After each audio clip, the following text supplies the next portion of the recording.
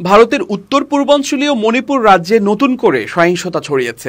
সহিংসতা বন্ধ করে রাজ্যটিতে স্থিতিশীল অবস্থা ফিরিয়ে আনতে দেশটির কেন্দ্রীয় সরকারের ভূমিকা নিয়েও হচ্ছে সমালোচনা।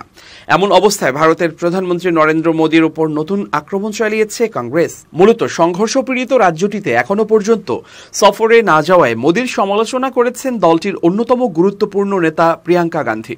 এমনকি মণিপুর নিয়ে মোদীর উদাসীনতা ক্ষমার অযোগ্য বলেও মন্তব্য করেছেন তিনি। এছাড়া প্রিয়াঙ্কা গান্ধীর সাথে মণিপুরের ঘটনায় অভ্যন্তরীণ নিরাপত্তা ঝুঁকি নিয়ে উদ্বেগ প্রকাশ করেছেন দলটির প্রধান মল্লিকার্জুন খাড়গে।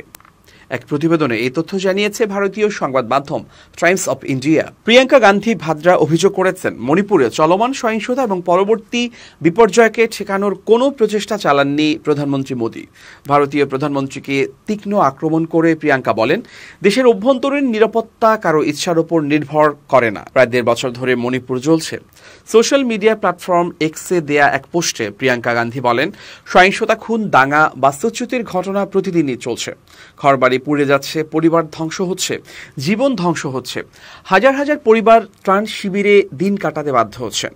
প্রধানমন্ত্রী এখন পর্যন্ত এটি অবসানের কোনো চেষ্টা করেননি। এদিকে কংগ্রেস প্রধান মল্লিকার্জুন খাড়গেও ক্ষমতাসীন বিজেপি, বিশেষ করে মণিপুরের মুখ্যমন্ত্রী এন বীরেন সিংয়ের কঠোর সমালোচনা করেছেন। এছাড়া পদমর্যাদার তুলনায় অযোগ্য হওয়ায় বীরেন সিংকে বরখাস্ত করতে কেন্দ্রীয় সরকারের প্রতি আহ্বান জানিয়েছেন তিনি। দেশটির সংবাদ মাধ্যম ইন্ডিয়া টুডের উত্তর পূর্বাঞ্চলীয় সংস্করণ ও অনলাইন সংবাদ মাধ্যম ইস্ট মোজের প্রতিবেদনে জানানো হয়েছে, মণিপুরের শিক্ষার্থীরা সোমবার সেখানকার প্রধান সরকারি ভবনে হামলা চালিয়েছে।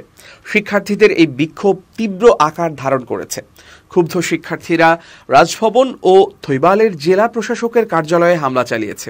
এর আগে রাজ্যের নিরাপত্তা ব্যবস্থা বড় ধরনের পরিবর্তনের দাবিতে রাজধানী ইম্ফলের রাস্তায় নেমে আসে হাজার হাজার শিক্ষার্থী। এ সময় তারা রাজ্যের নিরাপত্তা নিশ্চিতে সরকারি প্রশাসন ব্যর্থ হয়েছে বলে অভিযোগ করে।